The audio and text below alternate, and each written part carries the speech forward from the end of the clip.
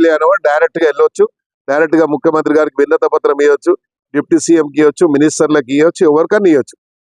వాళ్ళ జిల్లాలో ఉన్నటువంటి ఇన్ఛార్జ్ మినిస్టర్ని ఎప్పుడంటే అప్పుడు కలవచ్చు. మరి ఇప్పుడేమో అప్పుడున్న పరిస్థితి అలా లేదు. కాబట్టి ఈరోజు చాలా మంది వస్తున్నారు. ఇంకా రేపు నేను అనుకుంటే ఇంకొక 6 మంది రేపు జాయిన్ అవుతున్నారు, రేపు ఎల్లుండో.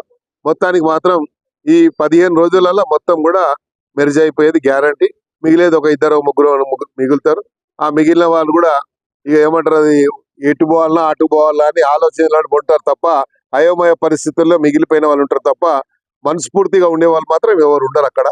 మనసు అనేవాడు ఉన్నవాడు, ఆత్మగౌరవం ఉన్నవాడు, సెల్ఫ్ రెస్పెక్ట్ ఉన్నవాడు మాత్రం ఆడ ఉండడు. ఇప్పుడు చెప్తా ఉన్నాడు కేటీఆర్ గారు, ఇవాళ పేపర్లో చూశాను. ఏం చెప్తుండంటే ఈనాడులోనూ ఆంధ్రజ్యోతిలో చూశాను పొద్దున. ఏం చెప్తుండంటే టీడీపీ లాగా రీజనల్ పార్టీ స్ట్రాంగ్ కావాలంటే టీడీపీ లాగా ఉండాలి అన్నది. టీడీపీ లాగా ఉంటే అక్కడ పార్టీ ఉన్నటువంటి నాయకుడికి లక్షణాలు ఉన్నాయి. ఆ పార్టీని ఎట్లా కాపాడుకోవాలని చెప్పి, ఎన్ని కష్టాలు వచ్చినా ఆ పార్టీని కాపాడుకోవడానికి, ఎమ్మెల్యేలు కాపాడడానికి, ఎమ్మెల్యేల మనోధైర్యానికి, అక్కడ ఉన్నటువంటి ఎమ్మెల్యేలకు ఇచ్చే మర్యాద కానీ, ఎమ్మెల్యేలకు ఇచ్చేటువంటి ఇంపార్టెన్సీ కానీ ఇక్కడ ఇచ్చారా మీరు? ఒక ఎమ్మెల్యేకి ఒక ఇంపార్టెన్సీ ఇచ్చారా?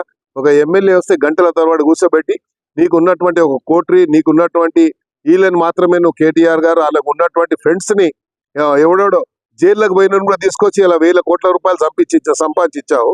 ఎలా ఇచ్చావు? అలాంటి వాళ్ళని పేర్లు మేము తీస్తాం ఒక రోజు. మా దగ్గర మొత్తం ఉన్న చరిత్ర ఉంది. వాడు గుండు శ్రీధర్ గాడు కూడా ఉన్నాడు, వాడు పని చెప్తాం. వాడు ఆయన మొత్తం బేనామీ మొత్తం. అలా చాలా మంది ఉన్నారు, పేర్లు మేము చెప్పుకుంటూ పోతే అందరు పనులు బయట పెడతాను నేను గ్యారంటీగా. విన్నావా?